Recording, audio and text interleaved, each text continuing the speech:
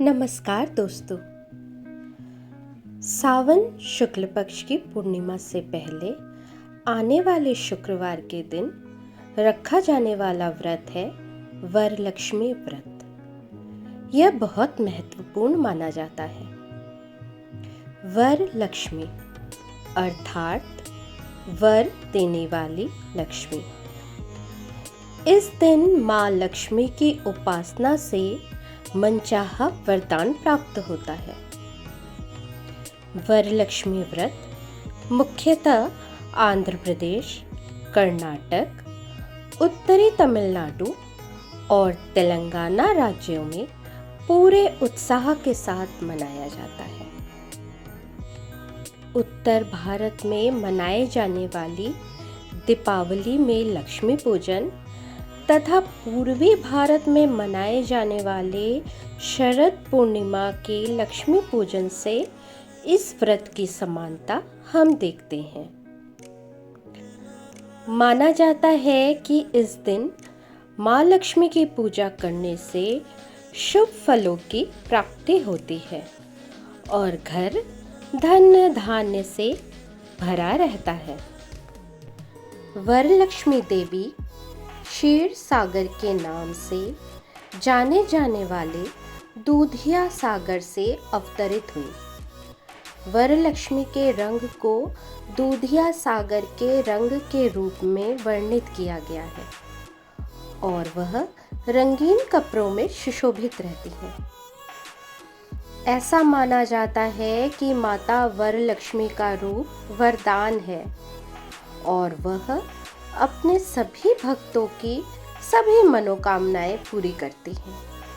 इसलिए माता के इस रूप को वर और लक्ष्मी के रूप में जाना जाता है। वरलक्ष्मी व्रत में मुख्यतः माता लक्ष्मी और गणेश जी की पूजा करते हैं। माँ लक्ष्मी को 16 श्रृंगार अर्पित किए जाते हैं। भोग नैवेद्य अर्पित करके व्रत कथा सुनते हैं। वरलक्ष्मी व्रत कथा के अनुसार बहुत पौराणिक समय में मगध राज्य में कुंडी नामक एक नगर था। पुरातन काल की कथाओं के अनुसार स्वर्ग की कृपा से इस नगर का निर्माण हुआ था। यह नगर मगध राज्य के मध्य स्थापित था। इस नगर में एक ब्राह्मणी नारी चारुमती अपने परिवार के साथ रहती थी। चारुमती कर्तव्यनिष्ठ नारी थी जो अपने सास ससुर एवं पति की सेवा और माँ लक्ष्मी जी की पूजा अर्चना कर एक आदर्श नारी का जीवन व्यतीत करती थी। एक रात्रि माँ लक्ष्मी ने उस महिला से प्रसन्न होकर उसे स्वप्न में दर्शन दिए और उसे वरलक्ष्मी नामक व्रत से अवगत कराया।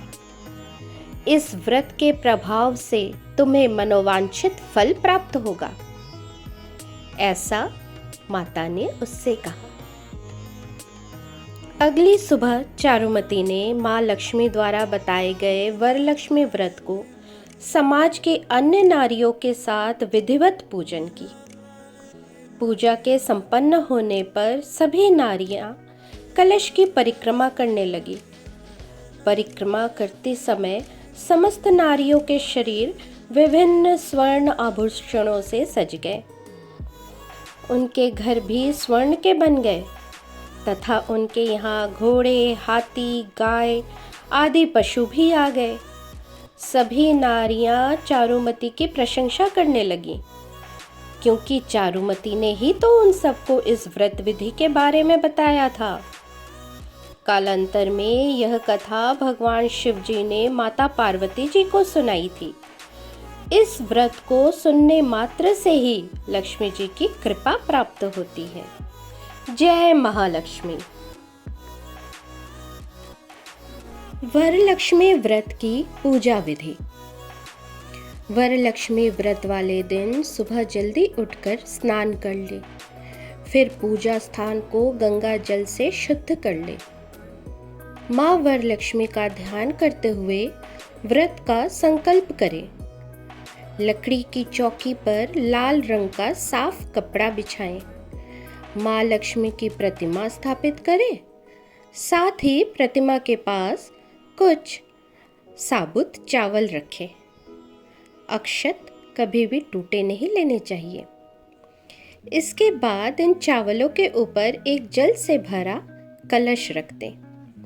ध्यान रखें कलश पूर्ण हो, यानी कि कलश के गले तक जल भरा हो। माँ के समक्ष घी का दीपक जलाएं।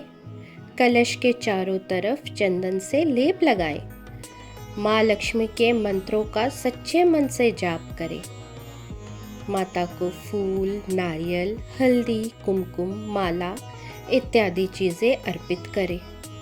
माँ लक्ष्मी को 16 श्रृंगार अर्पित करें। फिर नैवेद्य का भोग लगाएं। पूजा के बाद वरलक्ष्मी व्रत कथा का पाठ जरूर करें। अंत में माता लक्ष्मी जी की आरती करके प्रसाद सभी के बीच बांट दें। भक्तों, वर महालक्ष्मी व्रत से जुड़ी एक और लोकप्रिय कहानी है श्यामबाला की। राजा भद्रासी राव और रानी सुरचंद्रिका की श्यामबाला नाम की एक बेटी थी। उसका विवाह पड़ोसी राज्य के राजकुमार से हुआ था। एक बार जब श्यामबाला अपने माता पिता के महल में थी तो उसने अपनी माँ रानी सुरचंद्रिका को एक बूढ़ी औरत को भगाते हुए देखा। बुढ़िया ने रानी से वरलक्ष्मी पूजा करने के लिए कहा था, लेकिन नारी को एक भिखारी द्वारा पूजा के संबंध में सलाह देना पसंद नहीं आया और इसलिए उसने उसे बाहर निकाल दिया। दयालु श्यामबाला ने बुढ़िया को आमंत्रित किया और वरलक्ष्मी व्रत की महिमा सुनी। जब वह अपने देश लौटी तो उसने बुढ़िया के कहे अनुसार व्रत किया। जल्दी ही उसका राज्य समृद्ध होने लगा और राजकुमार को उसके अच्छे शासन के लिए सराहना मिलने लगी।